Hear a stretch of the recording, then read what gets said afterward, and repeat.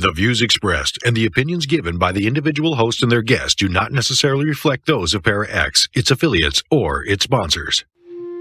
All these voices.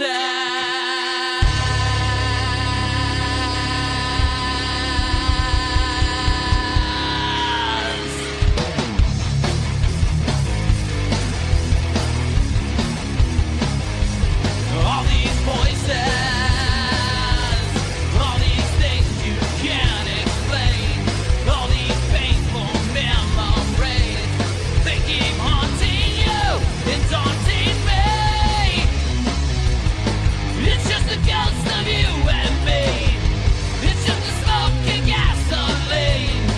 It's just the ghost of you and me. Of you and me.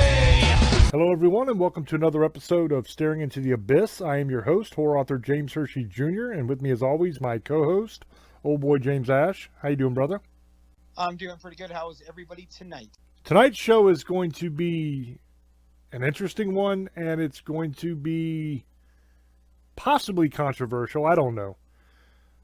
I have been wanting to do this episode for a while, but I've had, let's say, misgivings about whether or not I should. You know, if you've been on this journey with us for a long time, we both have paranormal teams. We both do investigations. I've been doing research and studying this stuff most of my life.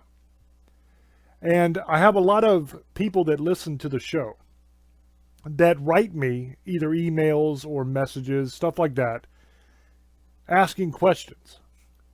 And one of the questions that I've gotten, probably more than anything else, involves what do you do if your house is haunted? What do you do if you have a ghost or some sort of malevolent, or in some cases even evil, entity that is in your house and is harassing your family? What do you do? You see a lot of ghost shows on TV where they come in and they talk to it on a spirit box and they piss it off and they leave.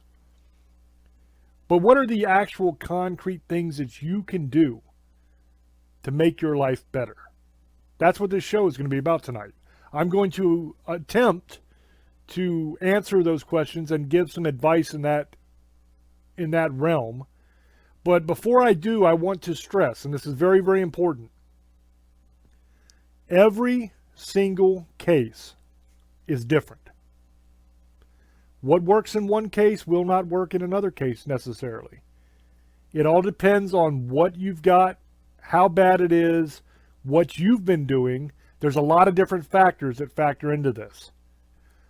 So first, let me start with, how do you draw these things into you? How do you get attachments? How do you get evil or malevolent energy and spirits to come to your home and harass you and all that kind of stuff? You'll hear a lot of times when people are talking about this, they say that you're opening a door for these things to come into your life. And in essence, that is what is happening. What happens is, whenever you start messing with things like Ouija boards, some people call them spirit boards, even when you're doing paranormal investigations like we do, when you're talking with a spirit box and all that kind of stuff, when you're coming into contact with the dead and you're trying to have conversations with the dead, what you are doing is you are opening yourself up to these spirits.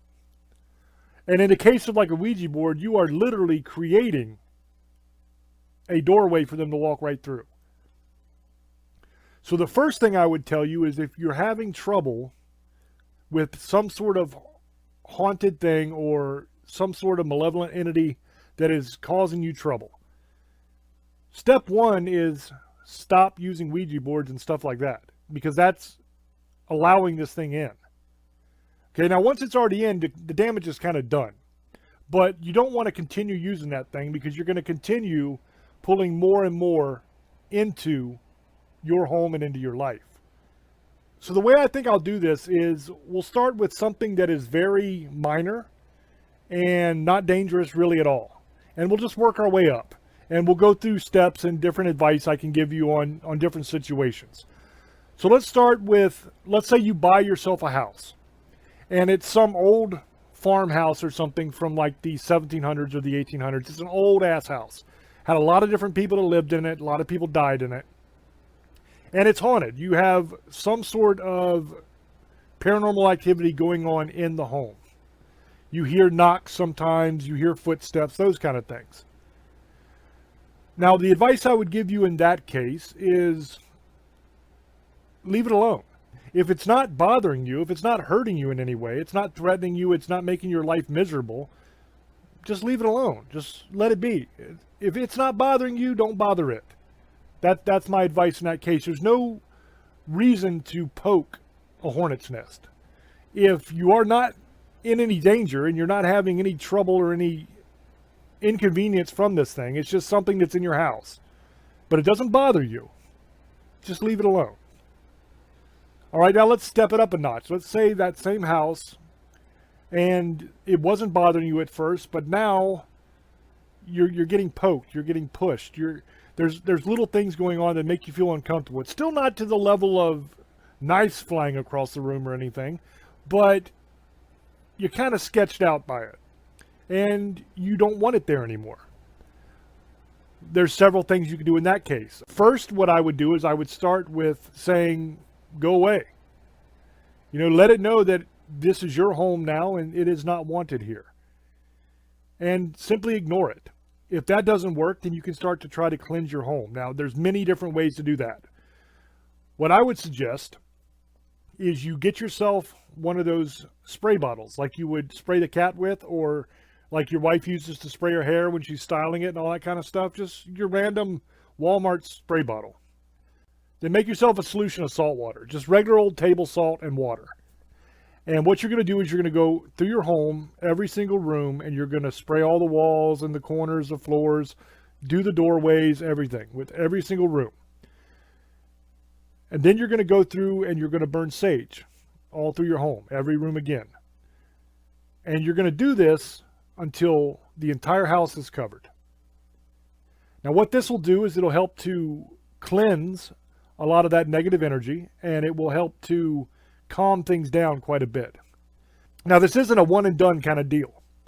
You're going to have to do this every couple weeks, or at least once a month. But I would do it every couple weeks at least, for like ever, as long as you're in that house, to keep that spiritual level low. Another thing you can try is something called Moo Metal. What Moo Metal is it is a substance that cancels out electromagnetic fields. It's actually very, very interesting. What you do is you get it. It's like a nickel / iron kind of alloy, and it shields electronic equipment. Is what they use it for, against like static electricity or low frequency magnetic fields, and it keeps them from wiping the circuitry on it. What that will do is it will actually rob these spiritual entities of their ability to use the energy.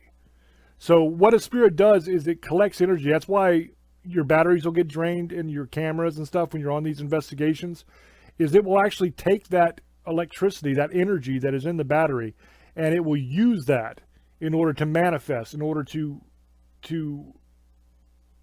do things in the physical realm, such as knocking, poking, pulling hair, scratches, all those kind of things. It has to have the energy to do that. So what the Moo Metal will do is it will actually stop that entity, or at least hamper that entity from using great amounts of energy. So it will lessen by a great deal what that entity is able to do in your home. So what I would do is I'd get some of that. You can buy it on Amazon. And I would put a little bit of that in every room of the house. And that's kind of, you're putting up a force field, so to speak. So if you do the smudging with sage, you do the spraying with the salt water, and you do the Moo Metal together, all three of those, you should see a definite drop in activity in your home, in the intensity of it, and also in how often it happens. And like I said, that's something that needs to be done every couple weeks. So you can buy the Moo Metal, you can just leave it in the room. You don't have to do that every couple weeks, just leave it there. all the time. But the smudging and the salt water, you're going to want to do that every couple weeks. That will handle most things. Now, if you're talking something that is beyond that level, okay, you're talking about either a seriously malevolent spirit, something that was human at one time, has died, the spirit is still here on earth, and it is pissed off, and it is trying to actively hurt you. If you're dealing with something like that, a lot of times they will take the form of like shadow people, and that's how they manifest. And they do all kinds of terrible things to you. They can cause you not to be able to breathe worth a damn. They can attack you in your sleep. They can steal your breath. They can choke you. They can sexually assault you. There's all kinds of horrible things that these very malevolent spirits can do. So if you have something like that, then what you're going to need to do is you're going to need to do all those things I've already said. But then on top of that, you're going to need to call in an expert. You're going to need to call in somebody that is a psychic medium that can communicate with this thing and who knows what the hell they're doing. And what they're going to do is try to get this thing to cross over. Now, this works in a decent amount of cases to where they're actually able to do that, especially if it's something that's pissed because it's stuck. Because that's what you find sometimes is the entity is mad because it's stuck there and it can't leave. And it doesn't want to be there anymore. It's been there a long time already and it's angry.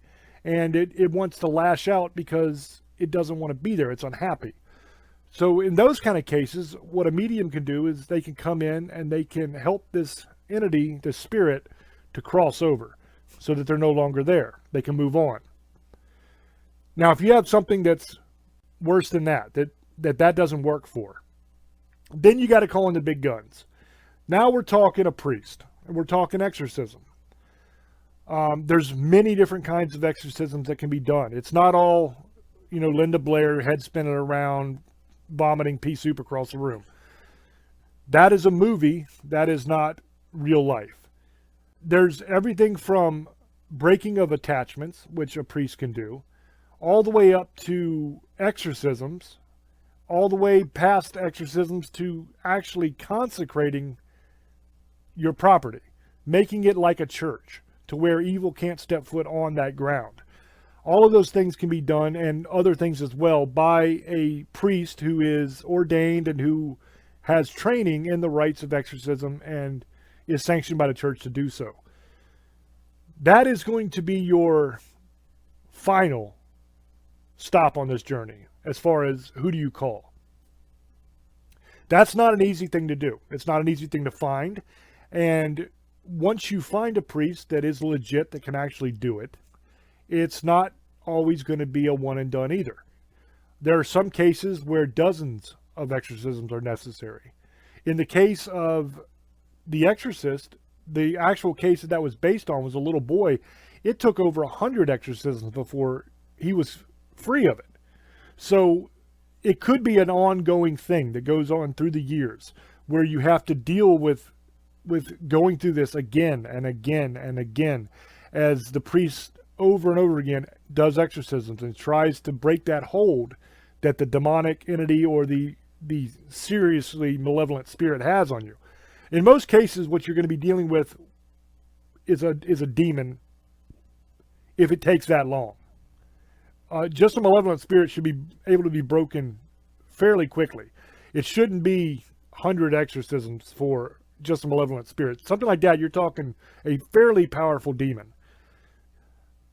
In those cases, even after you are finally free of it, it's not necessarily over.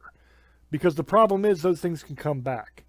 And when they come back way stronger and with more demons with them. So it's very important once you finally get on the other side of that you do the proper things to make sure that it doesn't come back. Now, I spoke earlier about Ouija boards and trying to communicate with the dead. Those things open up doorways, as I said. Now, an exorcist will tell you that once you are free of that demon, you have got to stay away from those things. You've got to get in church. You've got to make sure that you keep yourself straight. and you don't open up any more doorways. Because what you're going to do is you're going to allow this thing right back into your life, and it's going to be even harder to get rid of the second time. Now, we've had cases before where we went in and we've taken care of the situation and everything was fine. And then some time goes past and it's back again because these people didn't follow instructions and they just decided they were going to keep on doing the dumb stuff they were doing in the beginning that got them into the situation. So that is another big piece of advice I have for you. If you find yourself in a situation like this, learn from it and do not put yourself in that situation again, because these things are very, very dangerous. People have a misconception from watching horror movies and stuff that all of these things are going to be like The Exorcist, or it's going to be like some kind of horror movie where the person's levitating off the ground and they look like a dragon or something.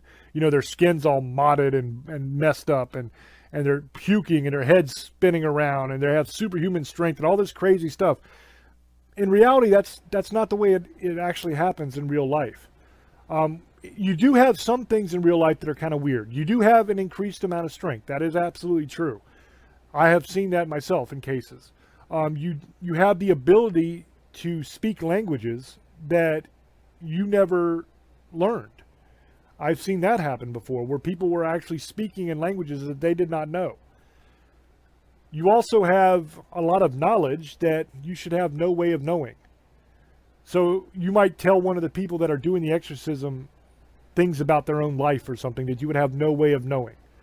Now, you have to keep in mind also that demons lie, so you have to be very careful because they will also lie to you while you're trying to do this to keep you from completing the work that you're doing. So they might say, I can't breathe. I'm dying. I can't breathe. Try to make you stop what you're doing.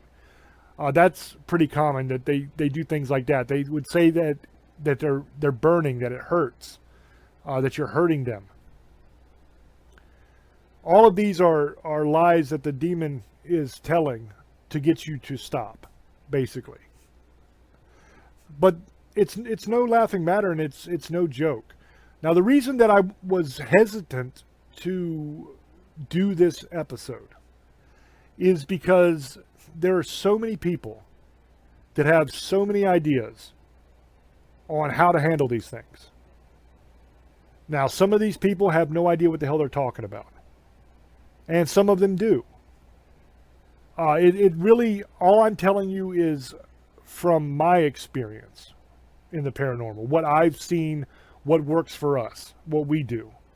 You know, when old boy comes on here in a few minutes or whatever, I'm sure he'll have his own input on things that he does and his team does and that pagans do to try to handle these situations. I'm coming at it from a Christian point of view.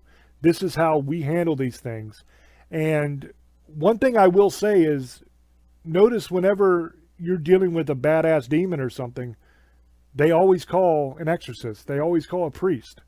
Because God, in my view, is the only thing that can get these things out. You're not going to be able to command these things out in your own name. It's just not going to work. You don't have any power. It's not our power that gets demons to leave. It's God's power that does that. So I'm sure that there are different rites and different things that are done by other religions to try to handle these things. But in my experience, I have went into cases after they've had Wiccans in there, after they've had pagans in there, and those people were not able to do anything about it. And we can bring a priest in that is trained in exorcisms and he can get rid of the thing. So this isn't one of those, this way is better, this way is better. I'm just telling you what works and what doesn't work in my experience. But this is something that I have been asked many, many times by many, many people. And I thought that it might be beneficial, instead of going through this with every single person, instead just doing an episode of staring about this very topic so that I could give you this information and give you these answers that you've asked me for all at once. Now, the things that I've mentioned tonight are not the only things that you can do. These are the things that we do most often, that I find works. There's people that bring in Reiki masters in order to get rid of negative energy, and they swear by that. I'm not going to recommend that because I have no idea. I've never worked with a Reiki master. I don't know anything about it. So I can't tell you this works because I've never done it and I have no knowledge of it. But there are people that swear by it. This would be used for the lower level stuff that I'm talking about bringing a medium in to get rid of, that isn't hurting you. It isn't, very, very dangerous. It's just a spirit that's stuck and wants to cross over. And what a Reiki master would do is come in and help to get rid of a lot of that residual energy that's left over that causes like the residual haunts. Now, does it work or not? Once again, I have no idea because I've never done it. I've never seen it done. I have no knowledge of it. But I can tell you that there are people that swear by that. So that's something you'll just have to kind of do your own research on and make up your own mind about. But if you do the things that I've said tonight, you should see an improvement. Hopefully, if you're dealing with something, it's a low-level something. It's not something that requires an exorcist to come in and actually do something about it.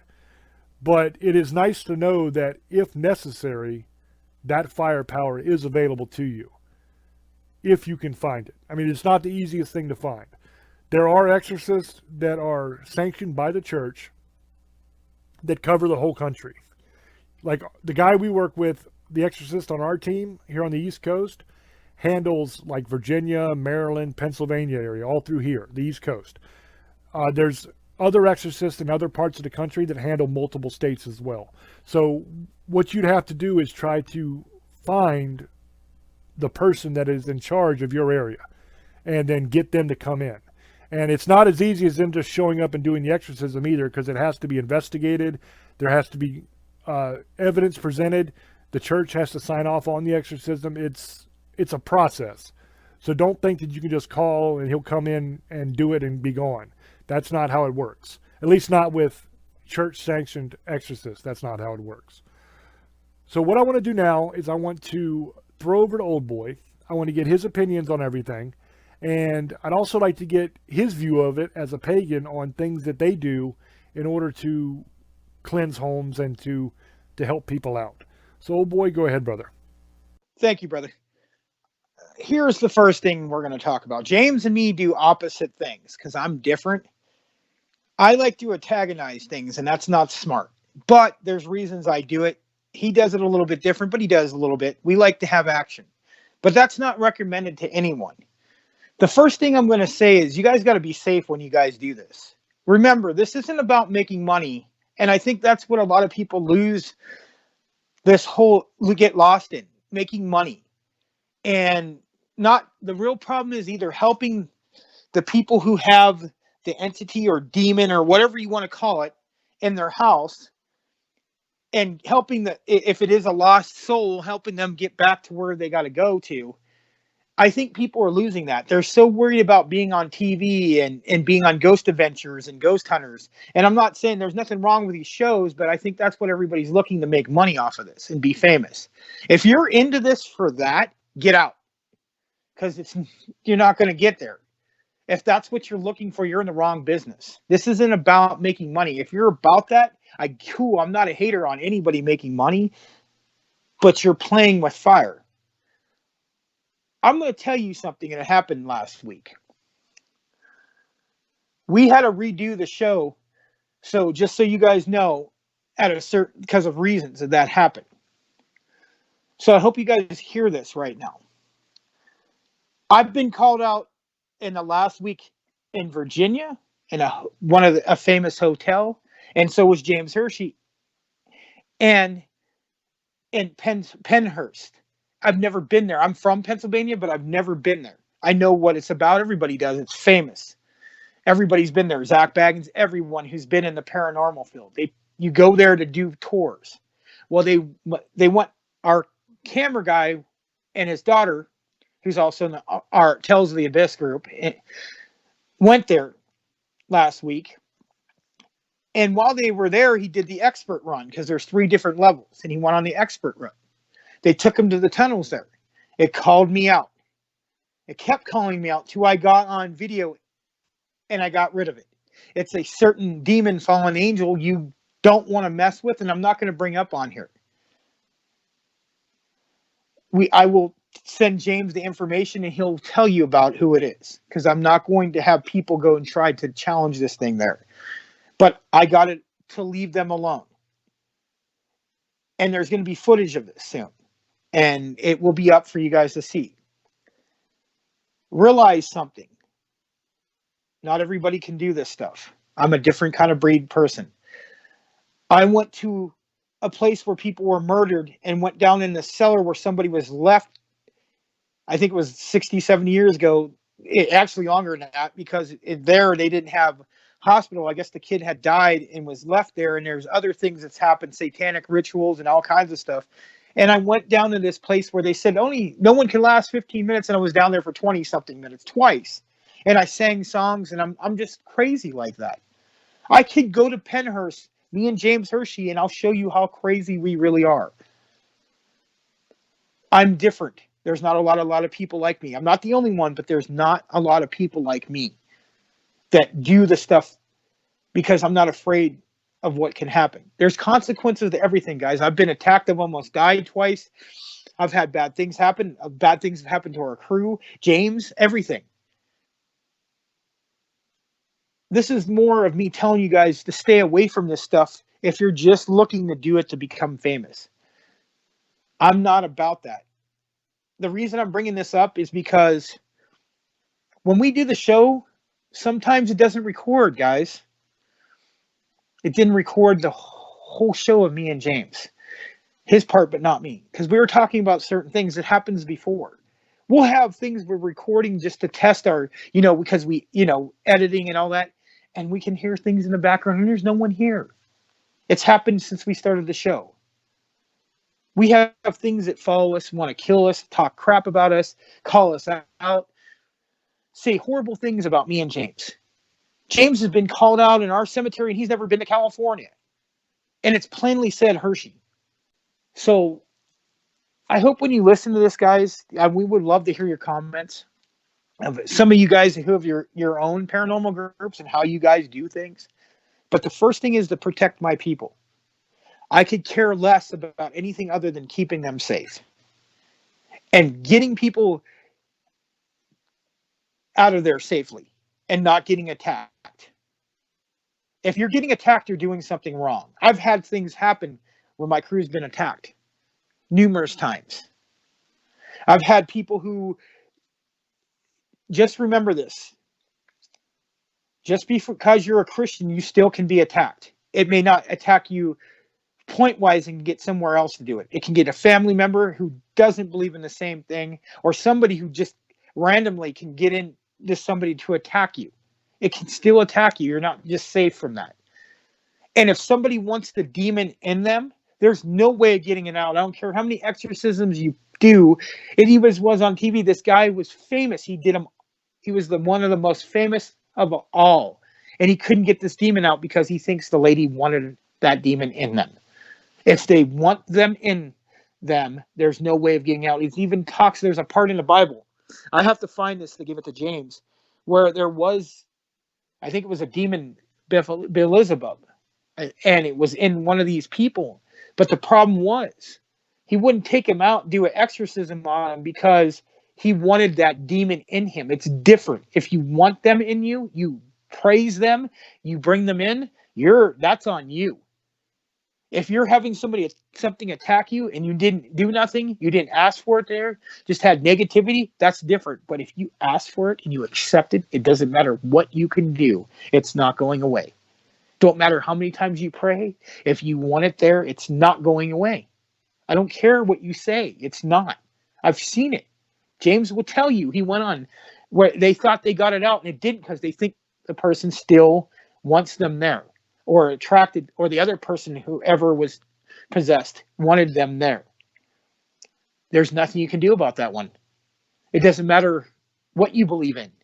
They want them there. That the only person's going to be able to get them out of there is that person. And that's very hard to do. So that's why we're doing this episode, because we do different things in the way we do things. When I go do there, I do my rituals with sage. My wife does her prayers. We have Christians in our group, so they do their prayers. And James even prays for me, and I pray for them. And people are going to say, that's contradicting. I don't care. More protection, the better. And we sage everywhere, sage our car, sage everything. So that's the rituals we do before we go in, and we sage after we're done. We sage everybody. We do our prayers. We pray. They do their prayers or whatever they believe in. As long as you're safe is all that matters to me. So that's what I hope for you guys. If you guys are doing this ghost hunting and investigating, please be safe. Please listen to this show. We're not trying to tell you how to live your life and do things. If you want to become famous, that's fine. You want to be well known, that's great. But do it for the right reasons, not for money. I know it's hard because that's what everybody thinks. You're famous. It's good, dude. But remember, you got there because you love doing it and you love to help people out and you love to help those spirits out. If there's something evil there, it's not play. You don't play with these things. You're not going to get rid of them. We could tell, like, I might have got it to leave that minute, but it's going to come back. Because they said there's people who break into Gettysburg and go down there and do rituals. There's nothing they can do. They sneak in. They even have security, but they still do it. Like in Adelanto, at the air base, Georgia Air Force Base is one of the most haunted places in California. It's well known. And they're keeping people out of there, but it's haunted there. In the hospital and in the sane asylum they had, I think it is, or it's a hospital. It's supposed to be haunted. They will chase you out of there. People break in there all the time to go look, because I guess it's really haunted. I wanted to go. I'm going to try the legal way. I don't like to do anything illegal, guys. And that's another thing. I know people do stuff that's illegal. And I'm going to tell you something. You get caught, you ruin it for all of us. We used to go to the cemetery. And some people got caught, not supposed to be there. And now we can't go there anymore at one of these ones. I'm not going to say which one it is. But we can't go there because somebody got caught and snitched on well, they didn't snitch on everybody, but they just got caught, and they got caught there and said everybody does it, and that's it. It's over with. I don't know who. I'm not going to say names. There's a couple. It's there a couple times it's happened. It's not just one team, but the one time they got caught, and now they shut down the cemetery at night. Really made me mad because it was an awesome cemetery. We got footage there and everything, and it's in a certain place where I live in California. Now we can't go unless we get permission. It sucks. This is what's going on because too many people want to be rich or think they know what they're dealing with. They hear about somebody going, so they want to try to outdo that person. It's not about that. I understand everybody's trying to get, a name and stuff like that. We do the show, but we're doing it to help people. We would love to be up there and do stuff so we can help more people. Because that's the satisfaction we get from doing the show and going out ghost hunting and crypto hunting. We haven't got to do that yet, but we're working on that, guys. Hopefully we can do that down the line. But that's what our passion is. Honestly, guys, I love doing ghost hunting, but we're more of the creature thing.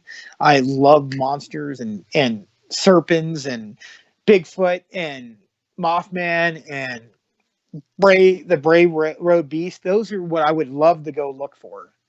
And that would be James loves that stuff too. We would love to go look for these creatures. One day, maybe we'll do it. It's our passion. And not like we want to kill them. Just think about that. We don't want to kill these things. We don't want nothing bad to happen to them. We just want to know that they're real. And then hopefully people will leave them alone and respect them. Just like you should respect ghosts and demons and fallen ones. Honestly, you're messing with fallen angels. They're beyond demon. And that's what a lot of people don't realize. They're beyond that. You have no power on these things. You might be able to get them away. God, James is going to say, God gets them away. But other than that, they're going to come back. He just got them to leave for a little bit, just like I did. Or they'll leave that person alone, but they're going to jump into somebody else and do it again. Because like they said, you get rid of one, 10 come back. Because you're always open. And if you don't, and it matters what you believe, if you keep accepting this stuff and having negativity, they're going to come back. And they're going to get to the point where you're not going to want them to leave. And you're done. You're doomed. And there's nothing you could do about that or save anybody from that. So be careful what you guys want and ask for. Like they always say, be careful what you ask for, because it could come and you won't know how to get it away. Don't let the devil in your front yard or you're in your house, they say, because he'll probably want to stay. And he will. And there's nothing you can do about it. So remember that. When you're daring these things, remember there's going to be a consequence. They take your flesh, they take your pound of flesh from you. You remember that. They'll get it some way or another. Accidents, something will happen, bad happen to your family, your friends, whoever's involved, stuff can happen. Trust me, and it has. We've seen it. Me and James have dealt with it. But when I go out to investigation, I make sure I'm safe and my crew's safe. And that's all I care about. That's how James pretty much rolls too. He's pretty safe about everything he's doing, just so am I. There's only so much you can do. You can't control what people do, guys. There's some people who go there looking for these demons to help them. They have other agendas too. You got to remember that. There's some people who just want to get a thrill. Like some people, oh, I want to go and challenge. If you have no idea what you're doing, don't do it. Please, you will regret it. And if you don't want to believe that, that's fine. You can have your opinion. But just remember, the old saying, you poke a bear, he's going to bite back. Trust me, they're going to bite back. So I hope you enjoyed my part of this. So I'm going to throw it over to James. There you go, brother. I'm going to speak some truth to everyone listening. Now, I've said on this show many, many times, I'm always going to tell you the truth. So here's some truth for you. Ghosts are real. Shadow people are real. There are negative and malevolent entities. They are real. Demons are real. Not only are all these things real, but they are infinitely more powerful and more badass than you. I get so tired of all of the false bravado and the macho BS that I hear coming from the paranormal community all the time. And it's usually from people that don't know what the hell they're talking about, who want to go out on the weekend and pretend to be ghost hunters, and as soon as they hear anything, they go running away.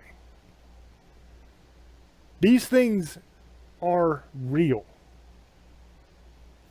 These things are very, very dangerous. Let me explain to you what I do.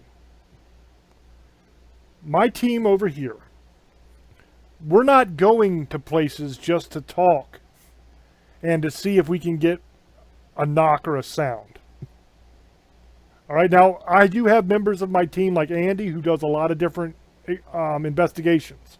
So he goes and does investigations with the people from Ghost Hunters. He goes with all these other people, and they do some of those kind of things. But when I am involved, when the Exorcist is involved, when the core team is involved, and we go someplace, we are going there because somebody is in danger. I don't show up for a knock on the wall. I don't show up just to hear a voice on a spirit box. Other investigators handle those kind of things. I don't go do that. I don't show up unless somebody's in danger, unless it's next level stuff and a family needs me. That's what I go for. So when we walk into these situations, we always have tons of activity going on. There's always a full dialogue and conversation taking place over the spirit box. There's always a lot of knocking and sounds. There's always, it honestly, it gets kind of crazy sometimes. But that's because we are going into a situation that it has already been established before we even show up that there is activity there and it's dangerous. As I said, we have an exorcist on our team here on the East Coast. He's the exorcist that is sanctioned by the church that handles the cases in our area. So whenever there is a case where somebody is either has a demonic possession or has a demonic attachment, or it's suspected that that is the case, and they reach out and they need help, what happens is our team goes in and does an investigation. Now, the initial investigation is literally nothing more than sitting down with the person and asking a bunch of questions, and they answer them. That's the initial investigation. From there, we move on to actually bringing some of the team in and setting up like spirit boxes and all that kind of stuff, and trying to have a conversation with whatever entity is harming that family or that person or whatever. We try to establish communication and figure out what it is, what it wants, what do we need to do to stop it. That's the second step. So after that, we go through all the evidence, we look at everything, we examine everything, we have conversations with our exorcists, we figure out a game plan, a plan of attack. What are we going to do to try to take care of this thing? Once we formed our battle plan, the people that are necessary for that plan to be put into place go back. A lot of the times it's our exorcists and it's Andy, because Andy is a demonologist and everything as well. And then it's me, and you might have one or two other people that go as well. We go in, and then it's battle time. Okay, it's time to confront this thing, get it out in the open where we can deal with it and duke it out, so to speak, spiritually. Now, when I say that, I want you to understand, I'm not saying I personally am going to kick a demon's ass, okay? What I'm saying is we do spiritual battle with these things. We call on the power of God, and God is what kicks that demon's ass and gets it away from that family. But as Old Boy said, it can come back if the right things are not done to keep it from coming back. If you do the things that I spoke about earlier in the show that open up the doorway, such as Ouija boards and trying to communicate with these things, if you do those things again, you are going to open that door again, and that thing will come back. And the Bible says that when it comes back, it'll come back stronger than before, with 7 other demons with it. So the next time we have to deal with it, it's way more difficult to get rid of. And sometimes you don't get rid of it right away. It takes multiple exorcisms. It takes multiple different things that need to be done in order to get that thing away from you. But as Old Boy said, if you want that demon with you, or you want that negative entity, whatever it happens to be, it's going to be there. There's nothing I can do to stop it. Too many people have this false impression that paranormal investigation is cool.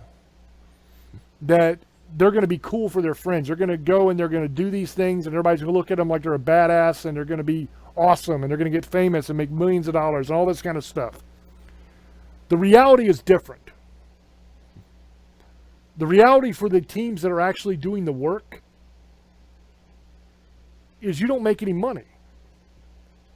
I have never in my life charged a single dollar to anyone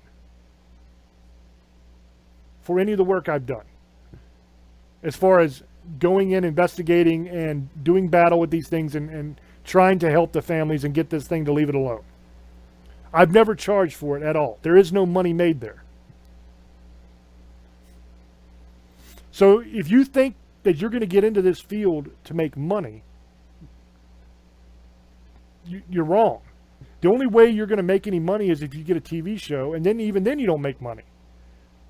One or two people make some money, but the majority of people don't. Even that are on TV. I know guys that are on TV that have shows that we know personally that have to work regular jobs because they can't afford to even pay rent and put food on the table on what they make. You're not going to make a lot of money. Now, if you're doing this to get famous, you have a whole nother problem. Yeah, people might know who you are. But the sad truth is, the majority of the population thinks it's a joke. They don't take you seriously. They think you're a quack when you're talking about paranormal stuff. Now, I'm not saying you are, because I'm in this field. You've heard what I've said on this show and many other shows that I've done.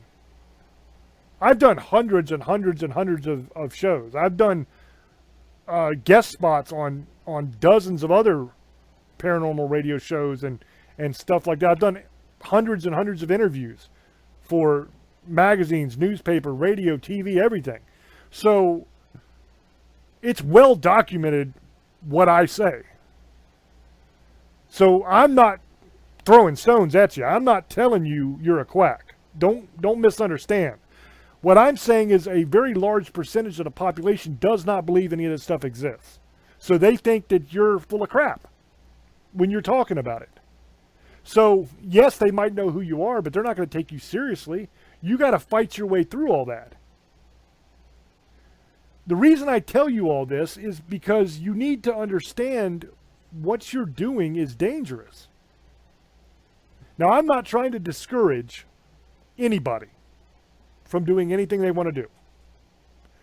What I'm saying is, if you're going to go out there and try to get involved with these things, with negative entities, with malevolent entities, with shadow people, with demons, with fallen ones, all this stuff, if you're going to get involved in this field on a real level, now I'm not talking about going over to some place and plugging up a spirit box you bought on Amazon and maybe you get a voice or something like that, and that's the highlight of your weekend.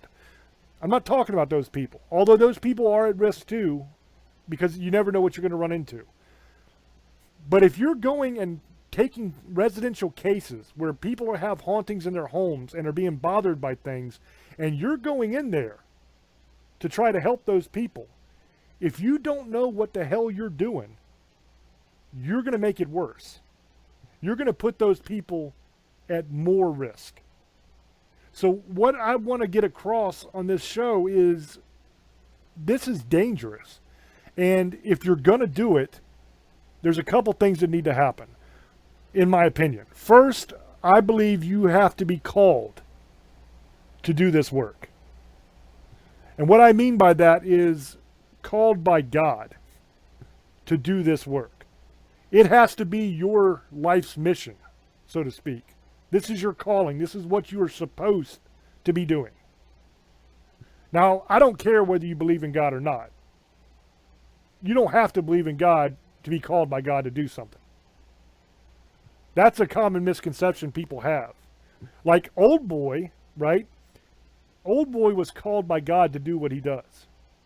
And you might think that's crazy, because you would say, well, wait a minute, Old Boy's a pagan and he's a sinner and he's all these things. He's not a godly man, so why would God call him? Well, just read the Bible, guys. I mean, King David, not exactly the best dude. Noah, not exactly the best dude. Moses killed an Egyptian. Every single person in the Bible that God uses to further his plan and uses to accomplish great things and to help people and save people, every one of those people had faults. Every one of those people had problems. You might look at me and say that I'm a godly man. I'm a sinner too. I'm not perfect. None of us are. So you have to be called to do this. That means this has to be something that is inside of you, something that this is what drives you. This is your life's mission, is to help these people and to fight these things. The reason you have to be called, I believe, is because, one, you're going to need to be calling on God to help you. And two, this is not easy. Okay, this is not all glamour and fun. You go to these places, and I say you do spiritual battle. And the reason I make that equivalency is because it's a lot like war. If you've ever been to war, war is boring as hell most of the time. It's a lot of sitting around, being bored, waiting. Marching around, waiting for something to happen. And then when something does happen, it's chaotic as hell and crazy and scary. And also exciting and exhilarating. But that is a very small percentage of the total time. 99% of the time is boring as hell. But that 1% is a doozy. That's the same way these things are. You go there, the majority of the time you spend is boring as hell. You're just waiting. You're trying to talk, nothing's talking back. You're setting up in different rooms. You're doing all this different stuff to try to make contact and to start the line of communication. Once that happens, though, it's a doozy. Because in the situation we're going into, this thing's attacking this family. So we're going to get rid of it if we can. So once that communication is made, then business really starts to pick up, as they say. Now, Old Boy talked about provoking. And it's not something you should be doing. And I agree 100% with that. You're not going to accomplish anything good by provoking in the overwhelming majority of cases. Now, I have provoked. I'm on camera provoking. I've done it on a couple different episodes of the show. But I want you to understand why I did that, okay? It wasn't to be a badass. It wasn't to be disrespectful, because you should always try to be respectful. The reason that I provoked in the cases that I did provoke in was because I wanted to draw that thing out. I wanted to piss it off, to get it to show itself, come right up face to face so we could have it out, so that we could do what needed to be done. I wanted that thing to be pissed off and want to kill me, so it would come after me. That way we could deal with it. In the one case where I was provoking, we had literally chased that thing around that house for hours. And what I mean by chased it, I mean we would set up in a room and start talking. It would say one or two things and then disappear. And then we'd go find it again in a different place. It'd say one or two things and disappear. At one point, we had a very good conversation going with a spirit that lived in the house, and we were learning a lot about what was going on, and the demon showed up, and the spirit got scared as hell and ran away and wouldn't talk to us anymore. And then that thing took off again. So then we had to go figure out where the hell it went and find it again and communicate again. We had been doing that for hours and hours. So when I provoked, it was to get that demon to come at me. I wanted it to be there talking to me so that we could do the exorcism we needed to do and do everything we needed to do to get rid of it. Okay? I needed it to be present there with me so that we could do battle. It wouldn't stay. It kept running away, so I had to piss it off to make it stay. Does that make sense? Now, that is not a smart thing to do for 99.9% of the people. Okay? That's a dumb thing to do for most people. I did it because we were prepared to do it. We knew what we were doing. We were ready. We needed it there. That's why I did it. Most people should not do that. So with that being said, we are pretty much running out of time here for the show. So I hope that you enjoyed this episode. I hope that you learned something. As I said in the beginning, the things that I laid out that you can do to actually help get rid of something that's in your home are not the only things that you can do. But they are the things that we do most often that work. So if you do them as well, they should work for you also. I hope that you enjoy the show. I hope that it helps. And let me know down in the comments what you guys think. And as always, thank you for hanging out with us. I'm going to throw it back over to Old Boy so he can do his final sum up and shout outs. Thank you, brother. So I hope you guys listen to this video and learn something. And we're not trying to tell you what to do. We're just giving our opinions. You could either take it or do whatever you want. There's nothing we can stop you, or you're going to do what you want anyway. Just remember, it was just how we do things and talk about stuff that bothers us. So that being said, I thank everybody from Parax Radio that listens to us every Sunday night. If you want to subscribe to James Hershey's YouTube page, go check him out. Have all our old shows and all kinds of other cool stuff we've done. If you would like to have some merchandise, he'll tell you where to go. Shirts, all kinds of cool stuff, beanies, COVID masks. So check it out. So I hope everybody has a good spring, because now spring has started now. And I hope everybody has a good night, good week. Be careful. Misfits, sugar ladies, monster hunters, and demon lovers, I love you, and blessed be. Have a good night. The YouTube channel is youtube.com/James Hershey Jr. That's where everything is. All the episodes of Staring get put there after they air on the radio. Every episode of our TV show Tales from the Abyss ends up there. And I also do a show called Paranormal News, where I look at different paranormal things in the news and read you the articles and comment on them and give you some more information and more insight and all that kind of stuff. Those are all there as well. There's literally hundreds and hundreds of different videos there. Tons of stuff for you to check out and to learn from and to enjoy. 100% free, so please go subscribe and enjoy it. The merchandise store for anybody that is looking for any merch is teespring.com/stores/staring into the abyss. That's where all the merch is. There's shirts, hoodies, posters, pillows, blankets, coffee mugs, etc. There's multiple different designs. We got the staring eye up there. We've got all kinds of different paranormal and horror designs. All kinds of cool stuff. The prices are good. The quality is good. It's there for you guys if you want it. As always, thank you guys for hanging out with us and for listening. I appreciate you, and we will catch you on the next one. Until I speak to you again, love many, trust few, and do harm to none. God loves you, and so do we. Bye-bye.